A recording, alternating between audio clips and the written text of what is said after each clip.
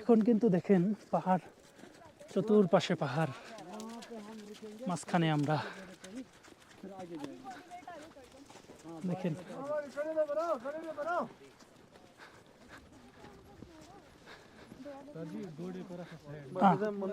अरे छोड़ यार भाई, छोड़ दे इसे जान दे तू पहले आके। लंबू, आपका मसला क्या है? इस रेगे को रखना है भाईजान। ये राणा नहीं है, थोड़ा सा भी खींच कर लेते हैं। ये राणा हमने घोड़ा रखा है और सवारी के लिए। अतुल ओए साइड में रुकवा साइड में। অনেক পিছলা জায়গা। ও আল্লাহ, বাতাস অনেক এখানে। उतरो, फोटो वोटो खींचो, ফটো মটো খিচো, এনজয় করো। एंजॉय करो। আল্লাহ, এত বাতাস এখানে, এত বাতাস আর এত ঠান্ডা। আল্লাহ, ओ भैया उतरो, एक मिनट नाम उतारेगा सब लोग। এখন যাই হোক रुको रुको रुको भाईजान, हमको टाइम बताएगा। নেমে নেমে পড়বো আমরা। নেমে ওই যে ওইদিকে ঘোরাফেরা করবো হেঁটে হেঁটে ভিতরের দিকে। ওই যে দেখেন রাস্তা দেখা যাচ্ছে আঁকা বাঁকা, ভিতরে চলে গেছে একদম গভীরে। ওইখানে আমরা যাব। মানুষের ঘর বাড়ি দেখেন বরফের নিচে চলে গেছে।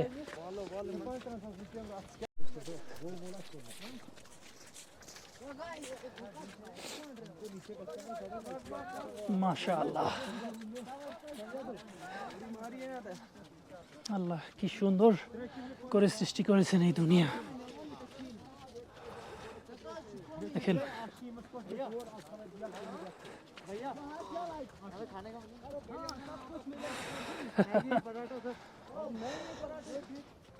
ও হ্যাঁ, আরেকটা ইনফরমেশন দিতে আমি ভুলে গেছিলাম যে আপনি যেখানে যাবেন, যত উপরেই যান, ফেজ 1 2 যেখানেই যান না কেন, যত টপ পজিশনে যান না কেন পাহাড়ের, ওইখানেও কিন্তু সব খাবার পেয়ে যাবেন। কফি, চা, ম্যাগি এবং অন্যান্য যে খাবার আছে, সব ধরনের খাবার কিন্তু পেয়ে যাবেন। কিন্তু দামটা হবে কয়েক গুণ বেশি, কিন্তু খাবারের কোনো অভাব হবে না, কোনো পয়েন্টেই না। সব পয়েন্টে খাবার পেয়ে যাবেন। খাবার, ওয়াশরুম, রেস্টুরেন্ট, সব কিছু পেয়ে যাবেন, সে যত উপরেই হোক। সো খাবার নিয়ে চিন্তা করার কোনো কারণ নেই, শুধু পকেটে এনাফ টাকা পয়সা রাখলেই হবে। फिर लास्ट चौथा पॉइंट जो है वो आएगा नहीं। 4.5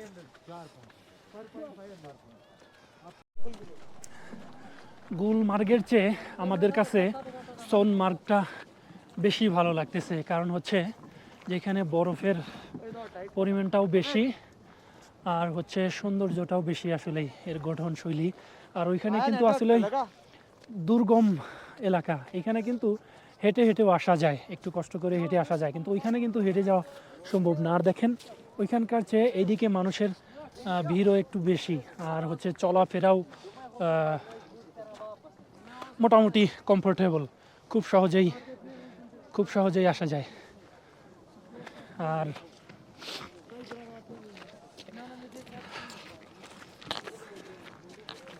करना था साहब, ये रहता है इंजॉय।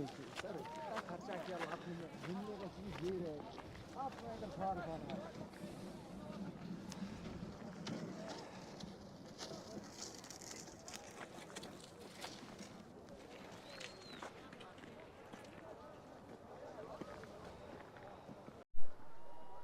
এইদিকে দেখেন সব বাড়িঘর কিন্তু যারা এখানে থাকেন সব কিন্তু বরফের নিচে ডুবে গেছে। দেখেন বরফের নিচে চলে গেছে।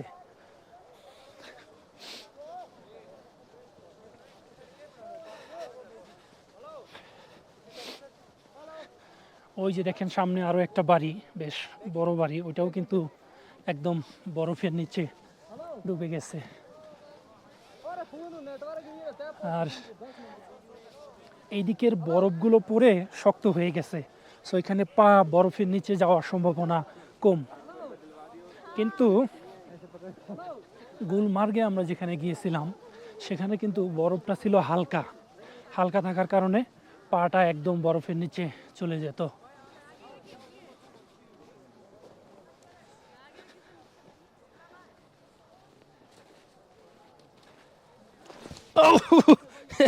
পড়ে গেছিলাম প্রায়। যাই হোক, এবারের মতো বেঁচে গেলাম।